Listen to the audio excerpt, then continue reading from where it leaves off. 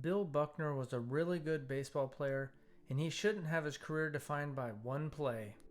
He is infamous for his error in the 1986 World Series, but he had a long, productive career that was a borderline Hall of Fame career.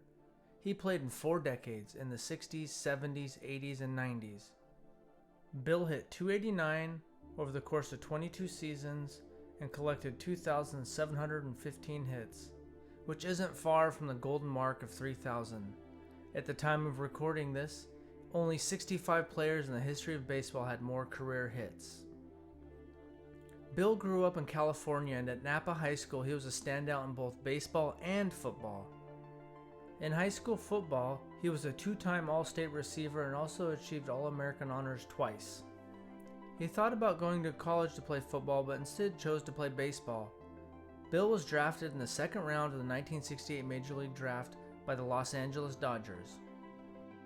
At the age of 18, he began playing minor league baseball for the Dodgers in Ogden, Utah. The next year, he made his Major League debut for the Dodgers on September 21, 1969.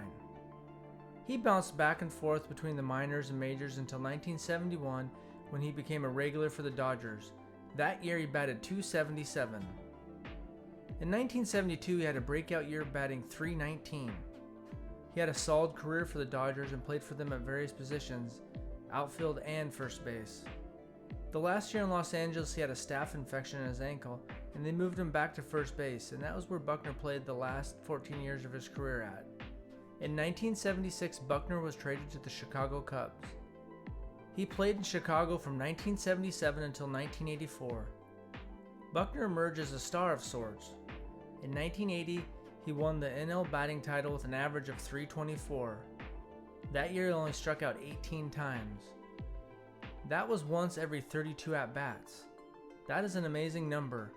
He rarely struck out, and the most he ever struck out in a single season was 39 times. The next year, in 1981, he made his only All-Star team. By 1984, his run in Chicago was coming to an end. He began losing playing time at first base to Leon Durham. Because of this, he protested and said he wouldn't shave until he played 2 consecutive games at first base. Well, on May 24th, he was traded to the Boston Red Sox. In 8 seasons in Chicago, he hit .300 with 81 home runs, 235 doubles, and 516 RBIs. He finished the 1984 season in Boston and played there until 1987.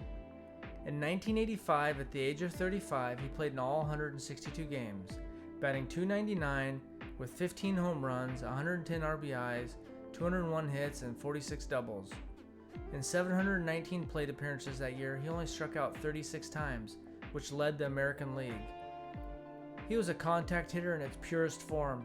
He also led the league in that category in 1980, 82, 86, and placed second in 79, 81, 83, and 87. Now the big moment everyone's been waiting for, 1986 and Game 6 of the World Series. The underdog Boston Red Sox were leading 3-2 against the Mets, and he had one of the most iconic plays in sports history. But let's stop there before we see Mookie Wilson's ground ball. It was the bottom of the 10th inning.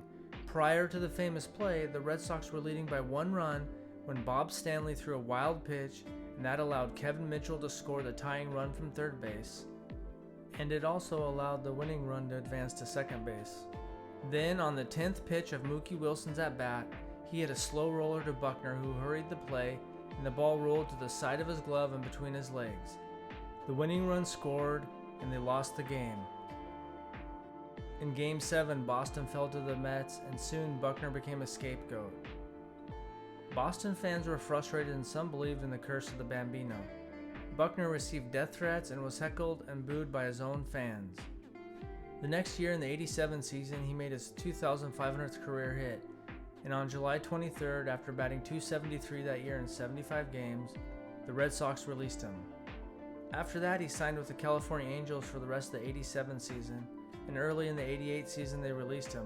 He batted .288 with 3 home runs and 41 RBIs in 76 games for them. He was 38 when the Kansas City Royals signed him, and he played the 88 and 89 seasons there. He faced Mookie Wilson again, who had landed in Toronto. They had never really talked before, and during batting practice, Bill joked around and asked Mookie if he wanted to hit him some ground balls. so Bill had a sense of humor about the situation. In 168 games with the Royals, he hit .239 with 4 home runs and 50 RBIs. In 1990, Buckner returned to the Red Sox and got a standing ovation in the April 9th home opener. He only played 22 games that year and retired on June 5th. After 22 seasons, his major league career was over, and what a career it was. Buckner hit .289 with 2,715 hits, 498 doubles, 49 triples, 174 home runs, 1,208 RBIs, and stole 183 bases. Buckner and his family stayed around the Boston area, and he even managed a Red Sox minor league team, but the fallout of the error in the World Series didn't subside. His wife, in an interview with ESPN, told a story of how someone told Buckner's 4-year-old son at preschool that his father had to quit baseball because he didn't catch that ground ball.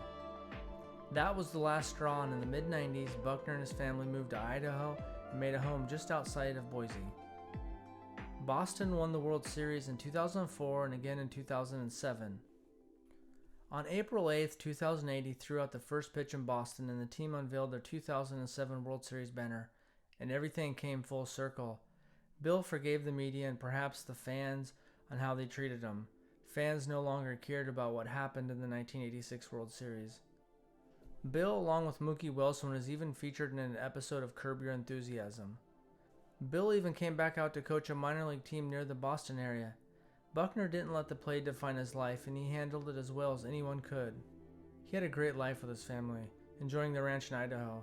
He had 3 kids and his wife who gave him a fulfilled life until he passed away at the age of 69, surrounded by his loving family. For a player that had a borderline Hall of Fame career, it is sad that his career is defined by one play, one moment. Hopefully, as the years go on, we can look back at Bill Buckner as one of the best contact hitters to ever play the game. If you liked the video, please leave a comment or subscribe. Now we're going to finish the video enjoying a few minutes of Bill's highlights.